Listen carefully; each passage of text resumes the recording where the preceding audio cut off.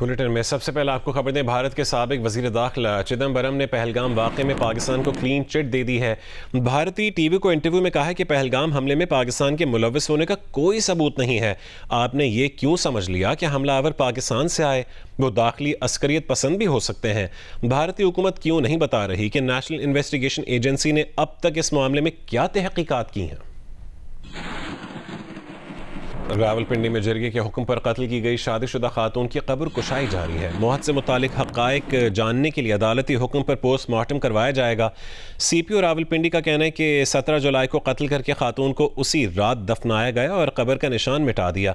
Police ने कत्ल का पता लगाया। पुलिस के मुताबिक खातून के कत्ल का फैसला करने वाले जरगे के सरबरा असमतुल्लाह समेत कत्ल केस में 8 अफराद गिरफ्तार हैं। असमतुल्लाह ने मकतूला का जनाजा भी खुद ही पढ़ाया। खातून के दूसरे शौहर उस्मान ने भी खुद को पुलिस के हवाले कर दिया। खातून और उस्मान का निकाह 12 जुलाई को मुजफ्फराबाद में हुआ। मकतूला ने जुडिशल मजिस्ट्रेट के सामने पेश होकर मर्जी से निकाह का बयान भी दिया था।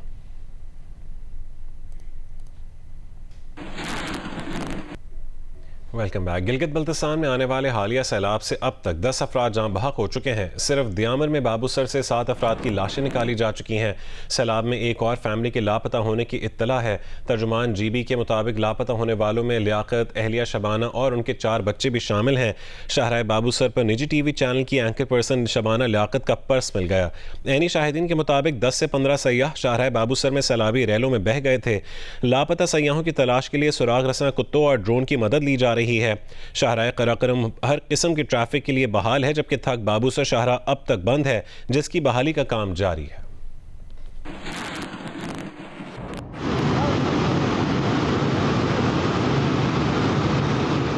गिलगित बल्तिस्तान में आने वाले हालिया सैलाब ने मुख्तलिफ अजला में तबाही मचा दी। जिला दयामर के इलाका थक में सैलाब के बाइस लापता अफराद की तलाश के लिए सर्च ऑपरेशन अब तक जारी है, जिसके लिए सुराग रसां कुत्तों और ड्रोन की मदद भी ली जा रही है। सैलाब से मुतासरा इलाकों में सयाहों की गाड़ियाँ मलबे तले दबी मिली हैं। तर्जुमान गिलगित बल्तिस्तान हुकूमत फैजुल्ला फिराक के मुताबिक लापता होने वालों में लियाकत, अहलिया शबाना और उनके 4 बच्चे शामिल हैं। सर्च ऑपरेशन के दौरान इंसानी जिस्म के आज़ा मिले हैं, जिनके DNA टेस्ट के लिए नमूने इकट्ठे कर लिए गए हैं। हालिया सैलाब से अस्तोर के कई गांव शदीद मुतासिर हुए हैं।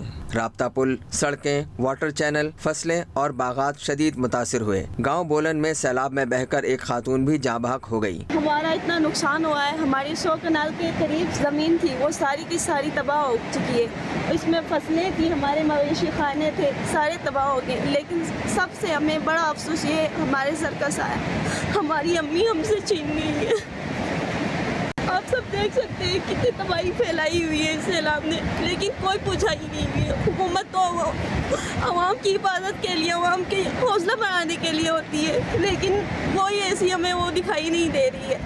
22 जुलाई को शाहराह कराक्रम से मुत्तसिल गिलगित के नवाही इलाके जोतल में आने वाले सैलाब से भी बड़ी तबाही हुई। मुतअद्दिद खानदान मुकम्मल तौर पर बेघर हो गए। चिल्लास के थक नाले में होने वाले क्लाउड बर्स्ट और उसके नतीजे में आने वाले सैलाब और तबाही का बगौर मुशाहिदा करने वाले इलाकाई मुतासरीन ने उसे एक अनहोनी और इंतहाई अजीब करार दिया है। तफसील बताएंगे वहाँ मौजूद GEO न्यूज़ के नुमाइंदे कौसर सलीम बंगश।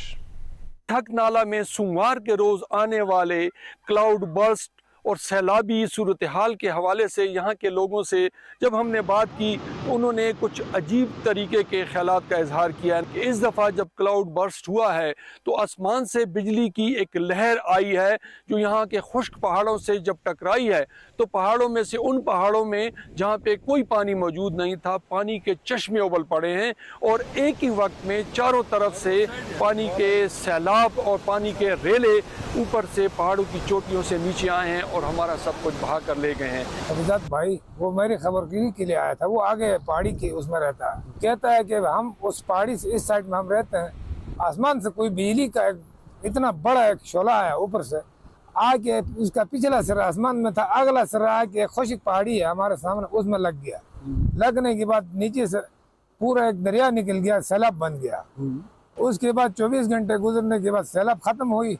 अभी वहाँ से इतना तकरीबन पौरोस इतना चलता है, इतना पानी निकल रहा है। अभी भी वो मैं हैरान हूँ यार, ये चीज़ तो आप अजीब सा कह रहे हैं, ये तो कभी सुना भी नहीं, देखा भी नहीं। लोगों का कहना है कि हमारे बाप दादा के ज़माने से यहाँ सैलाब भी आते हैं, तूफ़ान भी आते हैं, बारिशें भी होती हैं, लेकिन ज़िंदगी में पहली मरतबा इस दफ़ा का जो सैलाब और सैलाबी रेले आए हैं वो बिल्कुल एक अजीब किस्म के थे। शिकारपुर में गांव हमायूं के करीब रेलवे ट्रैक पर धमाके से रावलपिंडी से कोयटा जाने वाली जाफर एक्सप्रेस की 3 बोगियां पटरी से उतर गई हैं। पुलिस के मुताबिक वाक़े में जानी नुकसान की इत्तला नहीं है। पुलिस की नफरी मौके पर मौजूद है। बम डिस्पोजल स्क्वाड को भी तलब कर लिया गया है। धमाके की नौयत का तयन किया जा रहा है। मुतासरा बोगियों को हटाने और ट्रैक बहाल करने के लिए भी कार्रवाइयाँ जारी हैं।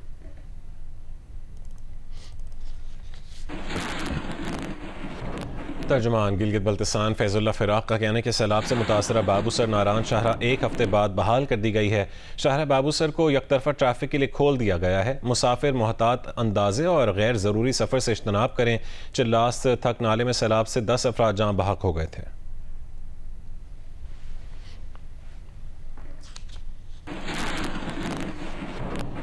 हुकूमत ने शुगर मिल से चीनी की खरीदारी के लिए मुख्तलिफ शराइत आयद कर दी हैं। ज़राए के मुताबिक चीनी खरीदारी के लिए sales tax registration NTN number होना लाजमी करार दिया गया है। तफसील जानेंगे जियो न्यूज़ के नुमाइंदे जवाद मलिक से। जवाद, बताएगा मजीद क्या शराइत रखी है हुकूमत ने?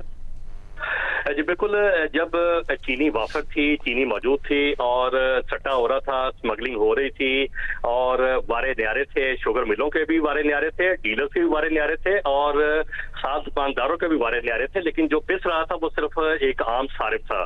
तो जब वो वक्त था तो किसी ने कोई शर्त रखी ना, किसी ने कोई ऐसा कोई पाबंदी लगाई ना, रेट फिक्स किया।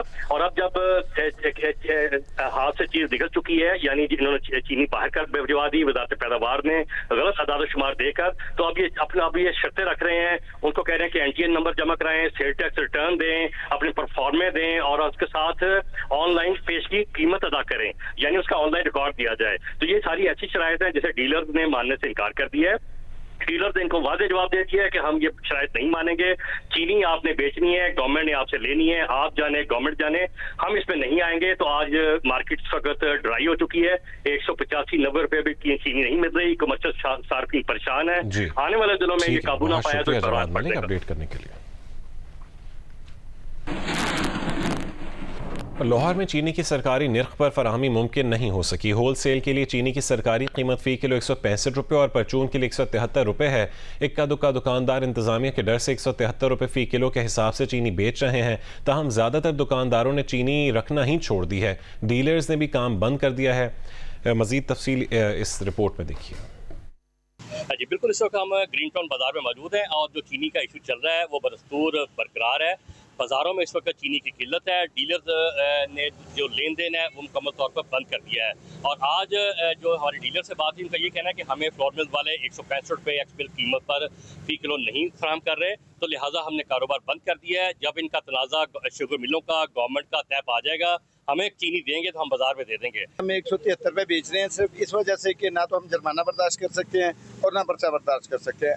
मिल हमें होलसेल में बिल्कुल नहीं मिल रही। हमारे जो होलसेलर हैं वो भाग गए हैं यहाँ से, नहीं आते, डीलर वगैरह बिल्कुल नहीं आते।